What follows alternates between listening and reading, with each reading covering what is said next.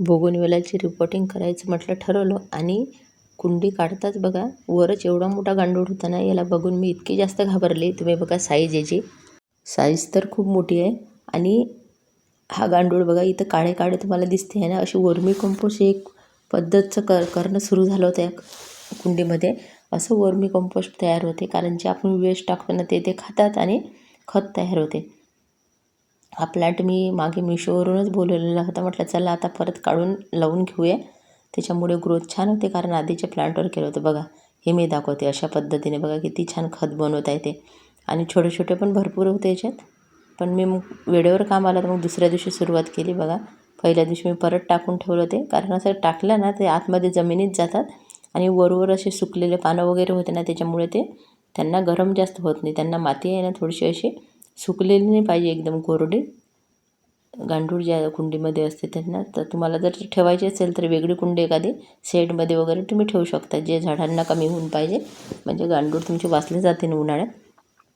मी बघा आता अशी करून हे कुंडी काढायचा प्रयत्न केला, कारण मला जास्त विड्याने याच्यासाठी नव्हतं करायचं की चुकून हे जर गांडूळ वगैरे मरून जातील, कारण ते खूप आपली जमीन भुसभुशीत करतात. थोडीशी फार वरून कटाई केली बघा. आता पूर्ण कुंडी खाली केली. आता भरते कशी ते पण तुम्हाला दाखवते. आता किचन वेस्ट आणि गार्डन वेस्ट जर तुम्ही उपयोग केला ना, तर उन्हाळ्यात जास्त हीटमुळे झाडं खराब होऊ शकते. म्हणून करण्याची पद्धत अशी मी जरा वेगळी करते, का आता मला सवय झाली आहे थोडी. आणि आता सगळ्यात खाली आता बघा मी सुकलेले पानं वगैरे थोडे आहे ना ते टाकणार आहे. माती एकदम भुसभुशीत आहे, कारण इथं रेतीचा वापर केलेला होता हे भरताना. कारण बोगनवेल अशा झाडांना पाणी नाही पाहिजे बघा. परत तो गांडूळ मी तुम्हाला दाखवण्याचा प्रयत्न करते, कारण खरंच मी पहिल्या दिवशी वर आला ना, मी इतकी जास्त घाबरली होती ना तिला बघून, खूप जास्त घाबरली होती मी त्याच्यामुळं. आता कसे भरायची कुंडी हे पण पुढं दाखवते.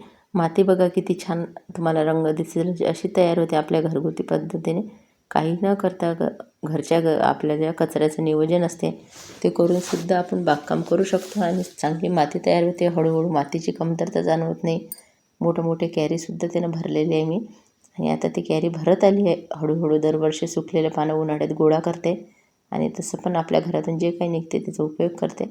अशा पद्धतीने मी हे बघत होते. गांडूळ वेगळे करत होती, कारण तो गांडूळ पाहून तर मला एकदमच पहिल्या दिवशी भीती वाटली. म्हणजे असं वाटलं काय आहे आणि काय नाही. मग लक्षात आलं की या गांडूळचा याची साईज खूप जास्त मोठी झाली आणि छोटे सुद्धा भरपूर तयार झाले होते मग या कुंडीमध्ये. बघा आता खाली थोडीशी सुकलेले पानं टाकते आणि मी लगेच आहे ना आता याच्यामध्ये थोडीशी माती टाकून टरबूजच्या साली टाकणार आहे. कारण टरबूजच्या साली आल्या इथं बघा पक्ष्यांनी खाल्लेले. याच्यामध्ये पोळीसुद्धा आहे, फळंसुद्धा आहे सुकलेले. आणि बघा हे टरबूजचं सालसुद्धा आहे, ते दाखवत आहे मी तुम्हाला. आणि आता थोडीशी परत माती टाकते आणि जेव्हा वर मी झाड लावणार ना त्याच्या संपर्कात हीट येणार नाही अशा पद्धतीने लावते. आणि टरबूजच्या सालीसुद्धा उन्हाळ्यात थोड्या थंड राहतात, त्याच्यामुळं बघा आता मी हे सगळ्या साली वगैरे बारीक करून घेते. थोडीशी एक खराब झालेली पोळी पण होती, ती पण घेतली. आणि हे सर्व साली आता बघा टाकून घेते या पद्धतीने. बघा खूप खाली टाकल्यामुळे वरच्या संपर्कात येणार नाही झाडांच्या आणि याचं खत खूप सुंदर तयार होईल. अशा पद्धतीच्या भरपूर होत्या ह्या. आणि मी म्हटलं चला आता कुंडीत उपयोग करूया. आणि सकाळ निघाली की माझं हे सुरू राहते, संध्याकाळ झाली की हे सुरू राहते की झाडं आहे बाहेर तर झाडायचं आणि पानं गोळा करून जमा करायचं. आजूबाजूचे सुद्धा विचारतात एवढ्या पानाचं तुम्ही काय करता. आणि मला तर पानं कमीच पडत आहे, जेवढे असेल तेवढे. कारण सुकलेल्या पाण्यामुळे छान एक थंडसुद्धा उन्हाळ्यात निर्माण होते. किचन वेस्ट जरी नाही टाकलं ना तुम्ही, सुकलेल्या पानं आणि माती कुंडीत भरल्या ना तरी पुढच्या वर्षीपर्यंत भरपूर तुम्हाला फायदा होईल. माती कमी लागेल, खतात रूपांतर होईल. आणि हे पानंसुद्धा जेव्हा नरम होतात ना तेव्हा याच्यातसुद्धा गांडूळ तयार होते. किचन वेस्ट जास्त आवडते त्यांना नरम गोष्टी, पण हे सुद्धा मग होतात त्याच्यात बरेच असे जीवजंतू तयार. आणि आता बघा माती भरते, किती मोठी लेअर पानांचीच लावलेली आहे. आता वर थोडी माती टाकते आणि आपलं झाड लावून घेते. आणि छोटे भरपूर आहे, हे पण मी दाखवण्याचा प्रयत्न करत होते.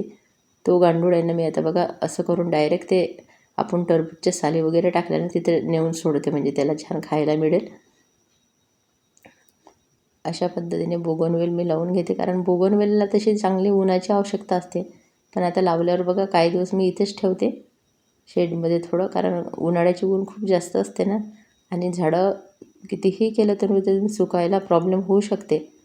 आणि करत करत माहिती आहे का, कधी कधी हिंमतसुद्धा करावं लागते असं काही नवीन काम करायला. कारण केल्याशिवाय आपण कोणतीही गोष्ट शिकत नाही.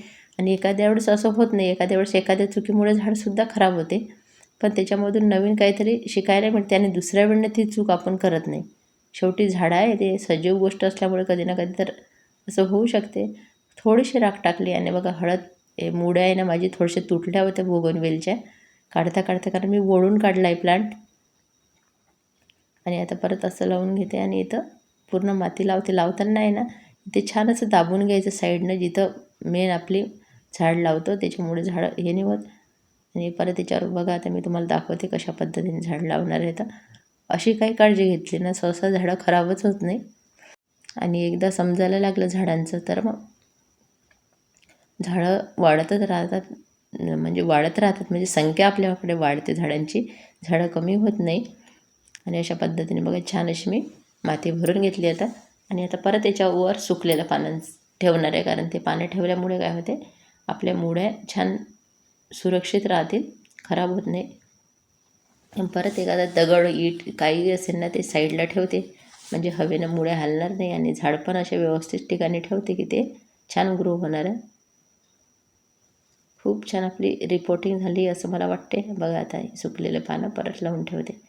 सकाळी संध्याकाळीच काम असते मला पानं गोळा करणे, कारण याचा उपयोग उन्हाळ्यात खूप जास्त आहे. हे म्हणजे उन्हाळ्यात थंड आणि हिवाळ्यात थोडं गरम झाडांना होते, त्याच्यामुळे खूप उपयोगाला येतात.